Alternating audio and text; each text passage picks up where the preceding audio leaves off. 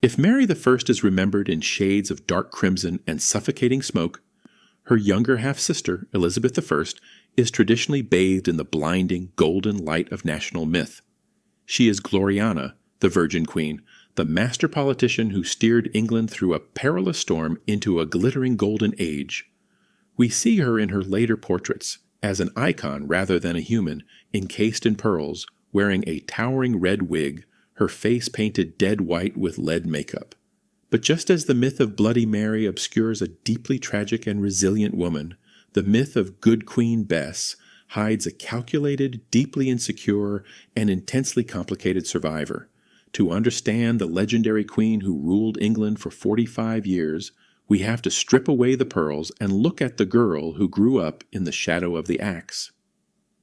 Her story began with a disappointment that shook the foundations of Europe. Born on September 7, 1533, at Greenwich Palace, Elizabeth was the child Henry VIII risked his soul and his kingdom to have. He had broken with the Catholic Church and divorced Catherine of Aragon specifically to marry Anne Boleyn, convinced that a new marriage would yield a male heir. When the midwives announced the birth of a healthy girl, the disappointment at court was palpable. Yet, for the first 2 years of her life, Elizabeth was treated as the precious heir to the throne. That gilded world shattered in May 1536, when her mother was executed on false charges of adultery and treason.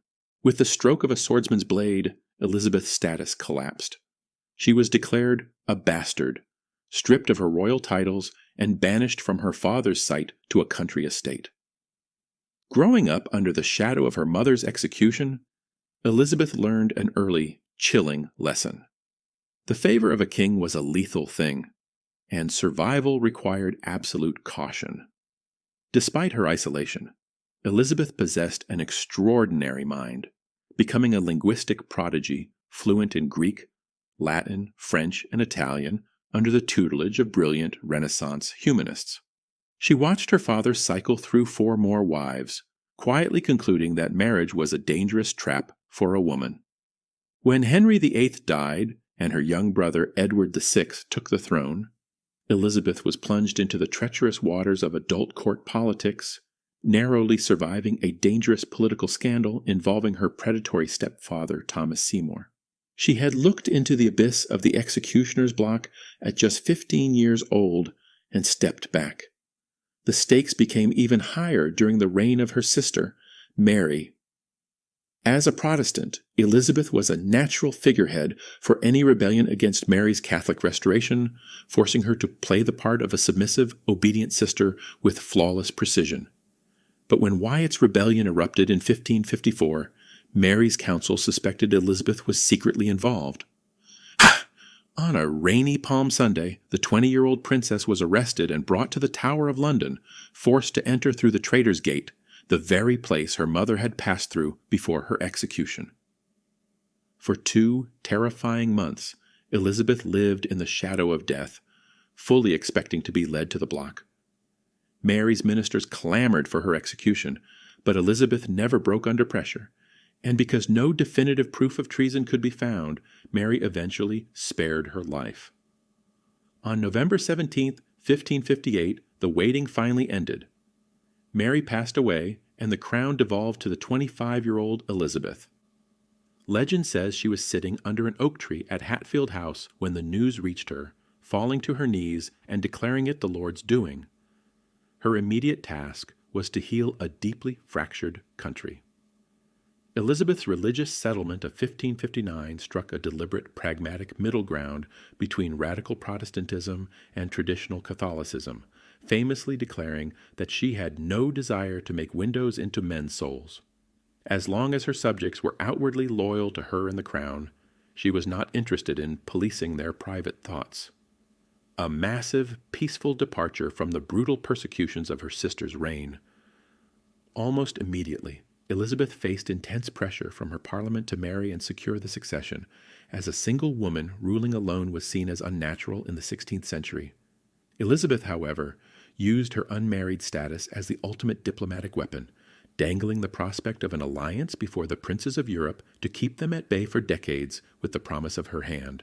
Privately, her heart belonged to her childhood friend, Robert Dudley, but when Dudley's wife died under mysterious circumstances, a marriage between them became a political impossibility. Elizabeth chose her kingdom over her heart, gradually transforming her unmarried state into a stroke of genius by marketing herself as the Virgin Queen, wedded not to a man, but to the nation of England itself. The greatest threat to Elizabeth's security came from the north in the form of her cousin, Mary, Queen of Scots. As a Catholic with a strong claim to the English throne, Mary Stuart became a magnet for every Catholic plot to assassinate Elizabeth, leading to 19 years of captivity in England. Elizabeth agonized over what to do, terrified of the precedent that executing an anointed queen would set. But by 1586, the Babington plot revealed clear written evidence that Mary had approved an assassin's hit on Elizabeth. Reluctantly, with tears and immense hesitation, Elizabeth signed the death warrant, and Mary, Queen of Scots, was beheaded in 1587, an act that provoked the ultimate crisis of Elizabeth's reign. In 1588, Philip II of Spain, Mary I's former husband, launched the massive Spanish Armada, a fleet of over 130 ships designed to invade England and depose Elizabeth.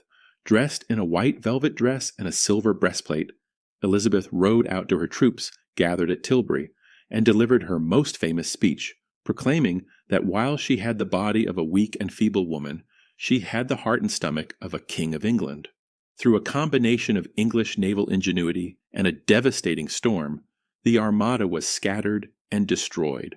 It was the zenith of Elizabeth's prestige. She had defied the greatest superpower on earth and ushered in a cultural golden age dominated by figures like William Shakespeare and Sir Walter Raleigh. Beneath the glittering surface of this golden age lay a dark, highly sophisticated underbelly of surveillance and espionage that ultimately kept the Queen alive. Elizabeth's security was anchored by her ruthless spy master, Sir Francis Walsingham, who constructed Europe's most efficient secret intelligence network.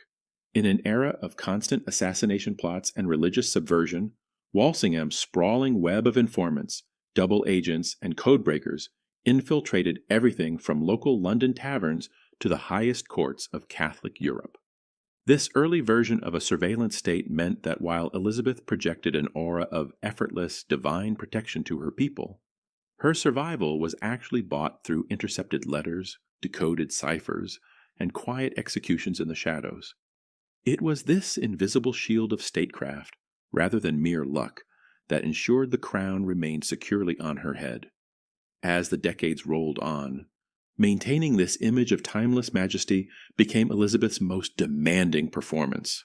She carefully controlled her likeness through strict censorship, enforcing the creation of the Mask of Youth, a standardized portrait formula that completely erased her wrinkles and portrayed her as eternally young, even well into her 60s.